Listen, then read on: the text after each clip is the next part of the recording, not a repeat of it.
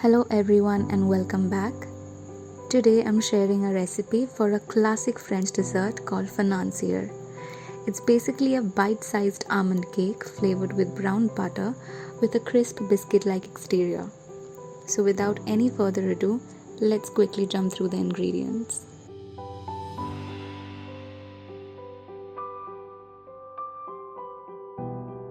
We will be needing 60 grams of ground almonds or almond meal, 30 grams of all-purpose flour, 3 large egg whites at room temperature, which is approximately 90 grams, 95 grams of unsalted butter, 90 grams of icing sugar, and 1 tablespoon of vanilla essence or almond essence if you want. Firstly, we'll put all of the butter in a saucepan and melt it over medium heat. What we're doing is making a buerre noizette, which translates to hazelnut butter. All it is basically cooking the butter till the butter fat and the milk solid starts to separate, and we're going to brown it to a point till it gives a really nutty flavor. So this is the color that we're looking for.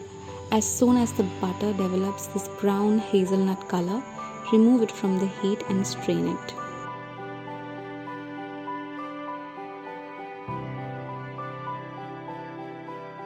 Now we're going to add the rest of our dry ingredients. Add in the icing sugar or confectioner sugar, the ground almonds or almond meal, and the all-purpose flour and roughly mix it. I've just transferred them into a bigger bowl and making a well in the center to add in the room temperature egg whites, which will slowly incorporate to the dry mixture. This dessert does not use any leavening agents like baking powder or baking soda, so the aeration caused by beating the egg whites causes the leavening.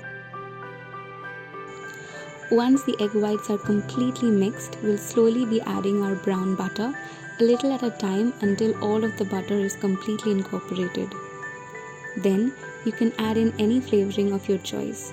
I used vanilla essence, but since this dessert is made with almond meal, you can go ahead and use almond essence.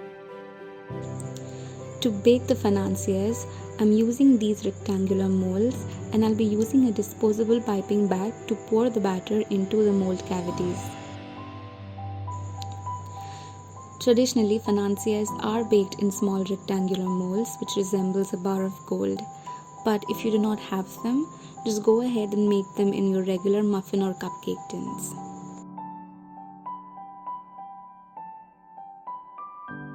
Now, even though I'm using a non-stick silicone mold, but I still like to brush it with some melted butter so that the financiers pop out easily once baked. I'm pouring the batter into the molds, leaving some gap because they will rise up.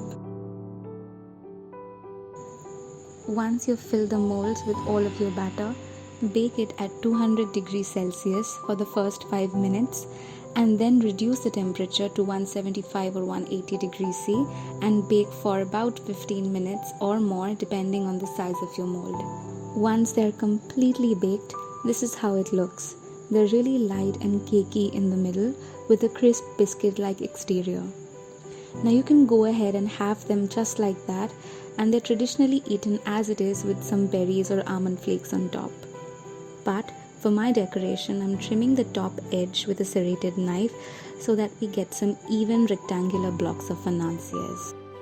So here I've trimmed the top part of all the financiers, and now I'm going to be decorating with some white and dark chocolate shards that I've made previously, along with some whipped chocolate cream. This cream is basically whipping cream and melted dark chocolate whipped together.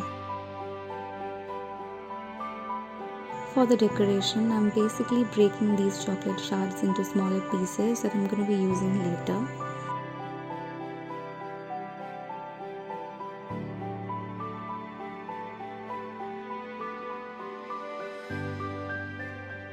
Now take the financiers and hold the piping bag with the thicker end of the nozzle facing the bottom and gently pipe out some ruffles in zigzag motion, just like so.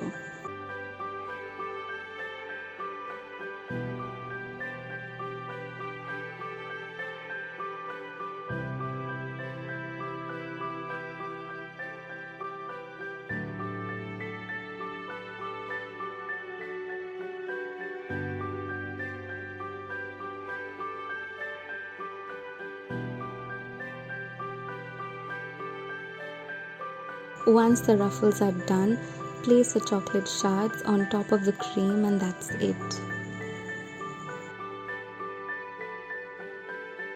The recipe that I've shared is a classic one with almond and brown butter, but if you want you can add in lemon and orange zest or the juice of it to make orange or lemon flavored financiers, and instead of almond powder you can go ahead and use hazelnut powder or pistachio powder to flavor them according to your choice.